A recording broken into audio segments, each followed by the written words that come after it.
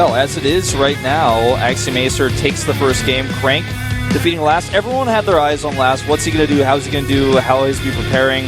Good build order, but the multitasking is definitely lacking for him. Yeah, definitely true. He struggled a lot against Crank. Crank taking that first win for his team.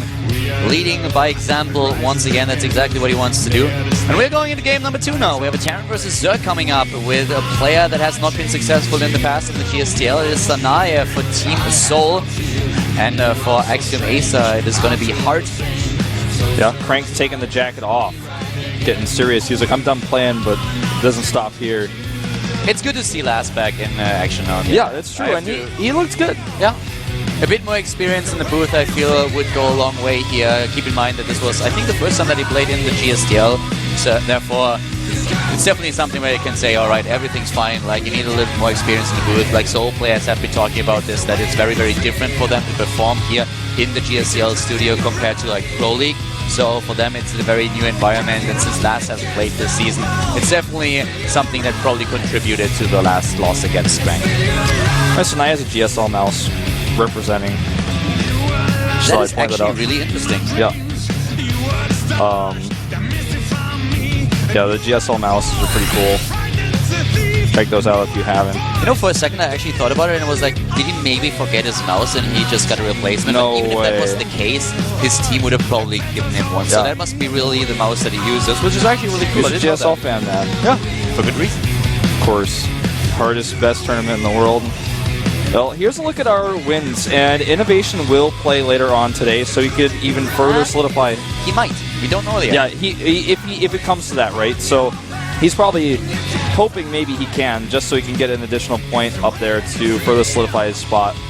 That's that Innovation face of, nobody's passing me. I can't believe that you didn't comment on his hair yet. He needs a haircut. Yeah, it's getting a bit long, to be honest. That is getting out of hand. Unless he wants to pull a Sanai. Then he needs to let it grow a little bit longer. Yeah, Sanai's got that nice little, like, it sways around the glasses. And how else to say it?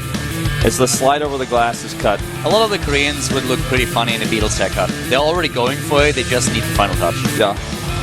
You know, I feel like Sanai has almost the same haircut that Life used to have right now. Life used to have that same little swap over the side of the face. Not with glasses, of course, but very similar. It makes me think of him.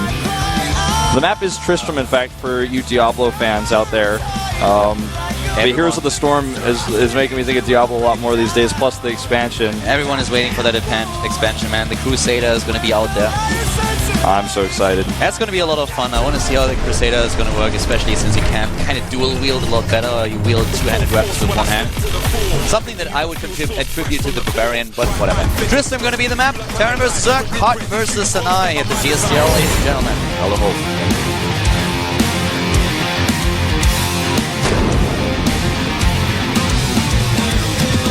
Alright ladies, welcome to game number 2 here at the GSTL. Starting to the bottom right of the map, we have the second Axiom Acer player here today. It is Axiom Hart. A Hart for Hart, and let's see what he can do against his Zerg opponent. So far in offline matches in Heart of the Swarm, Hart 42% against Zerg. He's meeting a youngster now, a newcomer, starting to the top left of Tristram is the Soul player. Soul, Sanai. And so now I was back in NSOSA. Jakji was talking a lot about him and also about Matt Bull, and was saying that both of them have a lot of potential. They just need to make sure that they are getting there. And we have a couple of really nice shitfuls. Yeah. Look at that. Hi from Canada. Hello, everyone at the Student Esports Society at Mount Royal University. I don't get the Overlord picture. I don't get it. I think the Overlord is spreading creep on something. I don't think so. I think or maybe he's getting shot. At the Overlord. What is that thing on the ground? I don't know. Maybe I have to get a clarification on this later. Yeah. Damn it. I mean, I was trying to figure it out, but I just couldn't. Like, I was thinking of all sorts of things. Also, Game Universe is like, it looks like it's something Protossy, but something is happening to that poor Overlord, and he didn't look all too excited about it. No. Well, I guess only time will tell on that one. A pretty aggressive droning here, by the way, by Sanai. Yeah, actually, he waits a little bit until he gets his own spawning pool out. But besides that, pretty normal opening. Going into that hatch first, you always want to get that out. There are very few reasons to start with the spawning pool first against the Terran player. You only do that if you really feel like he's going to attempt something. Do you think he's going to hatch block here? It looks like it, man. I was just about to say the same thing. him hiding that drone could mean that he wants to scout a little bit later, but a hatch block would be very... That would be very interesting indeed, especially since he's already taking gas. I don't really see it happening, but he could. He could also just try to block the SCV coming down if he sees it's a command center first. But he's not going to get away with doing any of that now that the command center will be started. What is he doing with that drone? Is he just going to go in and scout? But the Overlord is already there. He's just going to harass the CC. Once he sees the Reaper leave, he knows he might be able to delay the Reaper by doing this. And since his commands, or rather his pool's up a little bit late, maybe that's what he's thinking. Because my pool's a little bit late, the Reaper's going to be annoying. Maybe I can make him turn around by this. And actually, we might see an SCV kill very close. I'm wondering if that's really worth it. I mean, I don't think so. Mining time with the drone, but is it worth it? Just hide it there. Well, this Reaper is doing the wrong thing. You never want to attack the gas drones because those actually get protected by the extractor every few seconds. And no damage done here. Yeah, I don't think it's actually... If you pull the Reaper back, I guess it's pretty cool. But even then, you're going to lose your drone. And then is that worth it? And you're going to have to do extractor cancels to keep it alive. And yeah, I'm not so sure about that. I would like to ask him really what's the plan behind that. But now the Reaper actually does in fact come home and will finish that drone off. Just wants to be annoying. Yeah, and actually look at this. The Lings want to come in here for a scout. He will get denied.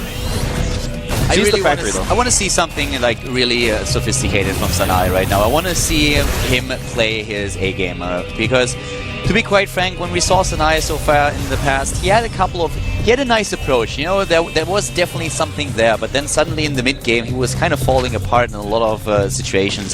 He just got killed by a Hellion run bys. He was in a spot where he suddenly apparently didn't know what to do anymore and went for very weird builds. I actually talked with Scarlett a lot about a few builds that he used in the past, and she also said that she couldn't make heads or toes out of it. That was very weird what he was going for, and that there was no like, you know, there was no like there was no plan. idea. There was like nothing behind it. It was just a weird arrangement of tech that he threw out there, and it was just like something's probably going to stick.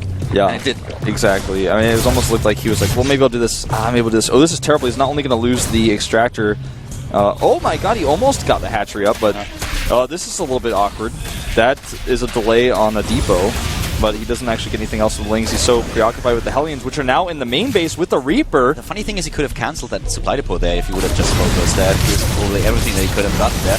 The Queen is trying to do what she can, and that's very little right now. Trying to at least force that back. That Reaper goes down, but Hart is also killing a couple of Harvesters here. 7 in total already, and even the Zerglings here will have a tough time, but the Korean barbecue is not strong enough this time. This time, the chicken actually strikes back, aka the Zerglings. Yeah, he's going to need... Wait, what? Full wall? Okay. He's going to need a new fire pan under there, or just new fire... Charcoal, the coals, yeah. He needs new coals under that fire. His face what I'm trying to squeeze out here, but that was a little bit strange that he got the Hellions in the main base. It looks like Sanai was looking elsewhere, and he doesn't have a wall, of course, at the front, so this makes it a lot easier. His third base is pretty late, and he's going for a Roach Warren here. Could we see a timing? The Banshee is coming out. He scouted this with his Overlord. He knows the Banshees are coming. Yep, Banshee is there, and the hell yeah. Okay, this time it's the revenge of the coals are there. Yes, the coals are there. He just called the waiter over and asked for a new one. Well, here come those roaches, but you know, at this time, 8 minutes into the game, I'm not sure if the roaches are really going to do anything, or at least not in an offensive mean. Like, you can't go on the offense with this. Yeah, he needs to, if he knows the hatchery's location, he can definitely try to force a cancel, and that's what he's going to go for here. The hatchery just finished, as I said that, so we're not going to see a cancel. And with the Banshee's firepower, he might be able to get it very low. I don't think he can kill it. But this is annoying. You know, with the roaches, you will have something to defend here. It's actually a pretty heavy commitment to roaches if you just want to go for the defense. Usually you build a little bit fewer roaches than that. But with those Banshees in the game, he cannot possibly just walk to the other side of the map and do something. There's no Queen over here, actually. He got actually very heavily supply blocked. He just started to Overlords very, very late. Now heading into the Baning Nest as well, so the mid-game transition should be the standard Lingmira Baneling. If he actually targets drones here, he can do so much, and here come the Hellions. Sanai just has, his defense was a little bit lackluster here. He had the units, but they weren't in the right place at the right time. And he loses several Harvesters. The Banshee lives. The Hellions are still around to harass.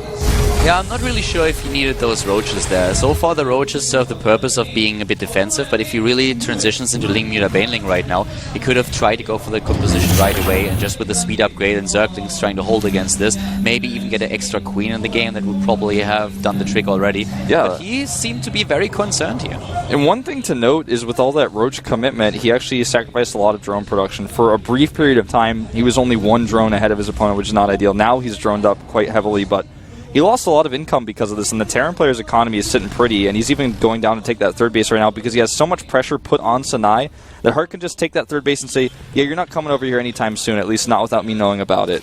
The one thing that I have to say, though, is that the upgrades for Sanai are pretty nice. The timing is very good since Hart is starting his own +1/+1 a little bit later than the Zerg player. And usually with the Terran just getting ahead in upgrades, it's very tough in the late game for Zerg.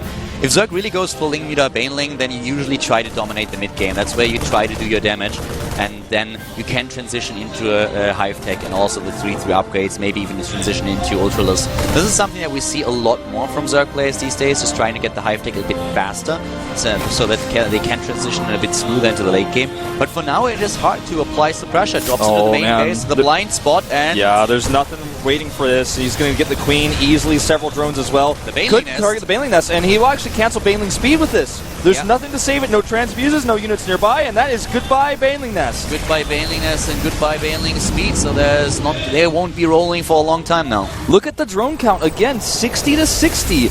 And this puts Hart at a better economy overall than Sanai with mules. He has all of his gases going up right now, actually except one. He's got the Banshee over there to spot for Roach move out, so there's no run bys going to catch him off guard.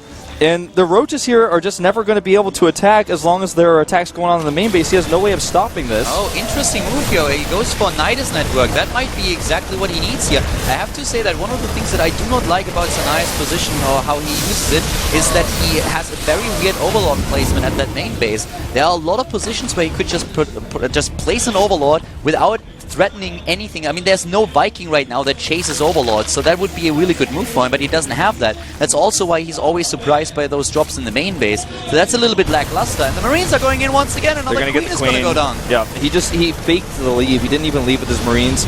And the Nidus here, I don't even think it's going to be hidden. I think he's just going to make it right in the vicinity where he can actually just use the Roaches to reinforce very, very quickly with that Nidus rather than trying to hide it in the main. He doesn't have any Overlords to spot.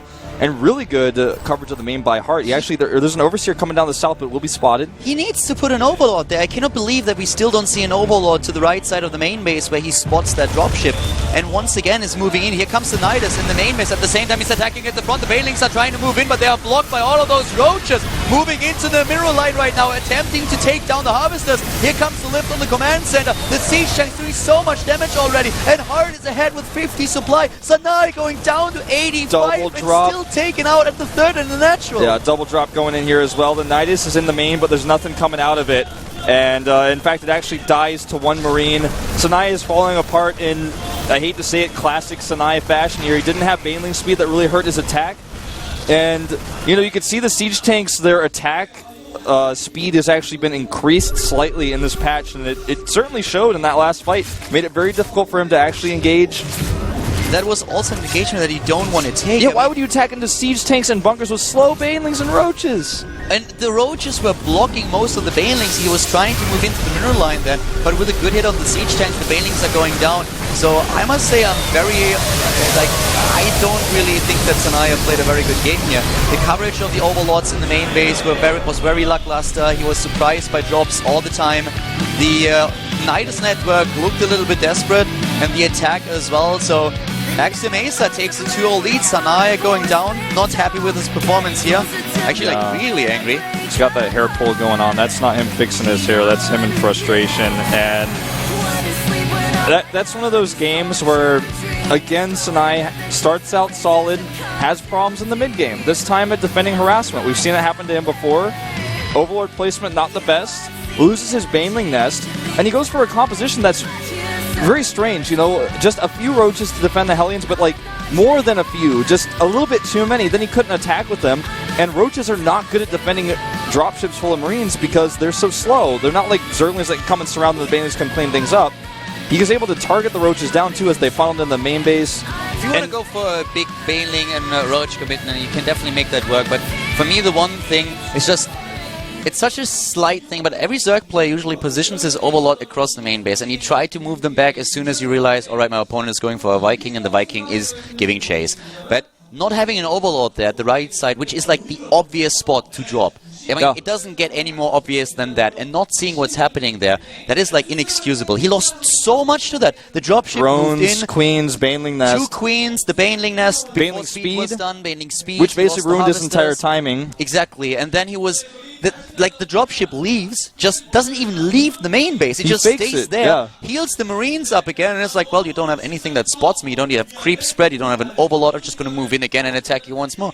So that drop did so much damage, like 3 or 4 times in a row. And a simple Overlord outside on the main base, just in the path of the medevac, would have solved that issue immediately. Yeah, exactly. Because then you have your units ready, and the Marines have to walk away.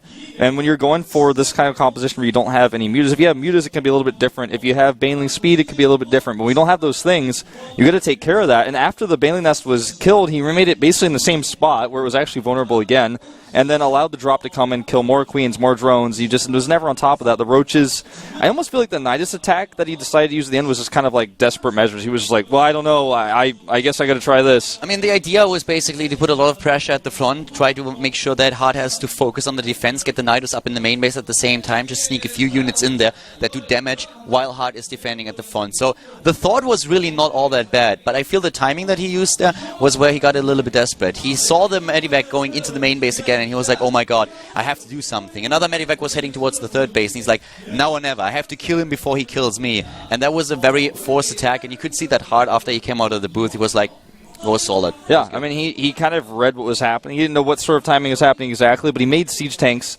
which is pretty rare. Obviously, the Widow Mines got nerfed, and the siege tank got buffed a little bit in the most recent patch. That could be part of it as well. But he had the bunkers ready, he had the siege tanks up, and in that fight, he didn't even split his Marines because he was just like, this is not going to happen. The Nidus in the main didn't do anything. He spotted it right away. He had good supply depot coverage of his main base, actually. Exactly. I mean, he had like 3 bases. He was sitting tight on 3 bases. This is what Terran kind of does, and then you make your way into the late game and you try to poke with medevacs. And also, he identified really early in the game already that he's not going to be up against Muralist for quite some time. So dropships are very strong. And then the lackluster defense of Sanai, making it easy for him a little bit to really do damage with that. And I feel Sanai just got more and more pressured as the game continued, which resulted in the final attack. I wonder if some of this is just like Sanai's nerves, because if you're 0-8, which he is now, you gotta be sitting in the booth going like, is everybody making fun of me? Am I like the guy that is like everyone has like the baseball card of the guy who has the worst batting average, and it's like kind of like, oh, like this is the guy who's the worst player in the league. I mean, obviously he's not the worst player I've ever had in GSTL, but he's got to be sitting in the booth saying, this is my moment, I got to prove myself today. He's probably got that at the back of his mind. I feel that nerves are definitely becoming a big issue for him, because he had the exposure now in the team league here, and maybe he doesn't get the matchups that he wants to, but HOT is a player, you know, HOT is beatable. Yeah, he's not like beatable. It's not like he's bad or anything, but this is one of the matchups where HOT, like statistically, is not the strongest, so I feel you can do something there. Yeah, he didn't get Alicia or Innovation or even Ryung. He got Heart, so I don't know. I don't know what happened. You saw it. I did. Something with a phone, like they had a camera looking at someone that was texting, I feel, and some weird numbers appeared on the screen. I don't know exactly what they did there, but yeah. Don't text that number. No, it was not a phone number. Oh, It was like 30 digits or whatever. So maybe it's a Hearthstone beta key they gave away. I didn't catch it. No, that was not a Hearthstone beta key. I don't know what that was. I only caught the last of it, so I'm not quite sure what happened there. But maybe they were trying to find out what the person was typing and then just typing random numbers. No clue. I have no idea, saw it in man. The background, guys, but so. yeah, it's a mystery. But maybe it's like something from the Matrix. But it's definitely not the answer to Sanai's problems. That's for sure. I don't know what he's gonna have to do, because right now, I mean, if you're him and you're 0-8 and your team is putting you out, like you're gonna be asking, please put me out. Like I promise I'll do it this time. And the coach's got to be thinking, no, I'm not so sure. We want to put you out next time. You know, we put last out. We still kept you in, but maybe next time it's not what we want to do. Maybe we send out.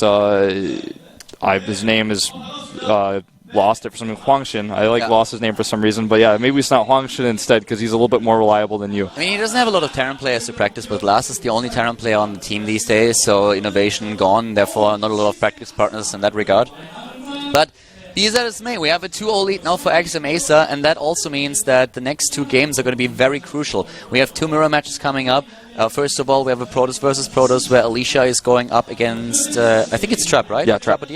It's going to be Trap. And then the next match is going to be our Zerg versus Zerg, where Impact, aka Mechia, has to deal with Hiva. So those two games are going to be very, very important for Seoul. They kind of need to win both of them if they want to have a good chance today. And it's really scary, actually, to have your hopes riding on a mirror match, you know, because it's so volatile. There's so many build-order losses. In these mirror matchups especially, Terran versus Terran, a little bit of a different story, but in ZVZ and in PvP, you know, somebody goes DTs and you just don't see it, and they just will die to that, or if you go for a hatch first and they go for 10-pool Baneling, and you just get unlucky with your scouting pattern, something like that, you can actually lose a game from that, so it's terrifying, really. But Alicia can be sitting here pretty happy knowing that if he wins, at least he just puts his team one step closer. If he loses, they're still in a good spot here. So there's no real pressure on him so much as there is on Trap. The way this season is going, I feel Crank's biggest job in the team house is actually going to make sure that the team is not getting too cocky here, that they are not getting arrogant. Because right now, I don't think they even know how it feels like to lose. No, I mean, this team is... I mean, we've never even had a team do this well before. That... we had this format twice before this, and even in the... Oh god, look at Sanai here. Oh man, I would not want to be him. God. Really sorry for him. The thing is that every time we see him play, he just falls apart in the mid game at some point, and he is not happy about that. It's not like he's sitting there and saying like, yeah, I did everything I could. He's actually coming out of the booth and he's like, well, that was horrible at the end. Like, what happened there?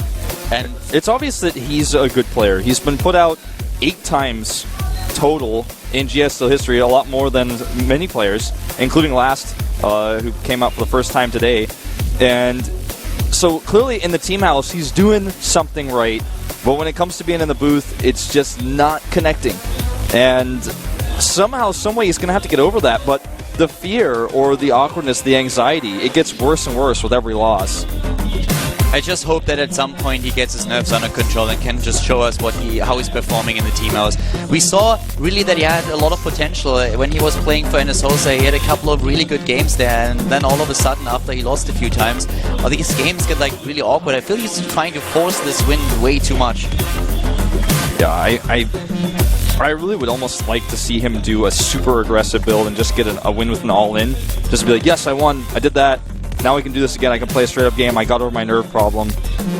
Don't know what it's going to take, but Alicia here rocking his super sexy keyboard. Actually, every Axiom Acer player's keyboard has its own unique flavor and personality. We saw Crank had part of his keys a different color. And we saw Hart had all turquoise keys, and now Alicia with the rainbow colors. Seoul has to win this one. Trap has to win it right now. If the next 2 games, or at least one of them, well, if none of the next 2 games ends in favor of Seoul, then they are out, then it's an all-kill by Axiom Acer. But basically, they need to win one right now. They need to win one fast. And don't forget the indicator, too. Yeah. I mean, if they barely win this, even if they don't get as many points as they want, that could also affect them negatively. I actually feel they have to win both now. Because I do not see Innovation win against Youngju. I just don't see that happening. You mean Youngju win against Innovation? Yeah. Because I definitely see Innovation win against Youngju. You're obviously right. I'm like, what have you been doing in that last 5-minute break? Starting to hit you pretty hard, man. I thought that it was actually water in my bottle. It must have been soju or vodka. I don't know. Wait, does somebody pay you to say that? How much money? Because I want to get in on this. I mean, strange things can happen, but I really don't see Innovation lose to Youngju. Yeah, I don't think so either. So I feel they have to win the next 3 games here if they want to make something happen, if they want to bring it to the ace match, because things are looking really grim for them. Yeah, it's looking pretty gross. But Trap is a great player, and he's actually excelled in this matchup a lot. He's a good PvP player. Both of them are decent. Alicia, on the other hand, does not have as much individual league practice to actually play in the booth in individual leagues in Korea. That's something that Trap does have over him, but in the GSTL, Alicia is pretty solid. This really could go either way, but Trap is really, really hoping it goes his right now. Yeah, Trap, he needs to win now, and the Seoul team is relying on him. We are going into the next game at the GSTL Season 2 2013, ladies and gentlemen. Round 2, Axiom Acer going up against Seoul, brought to you by Carl and Wolf.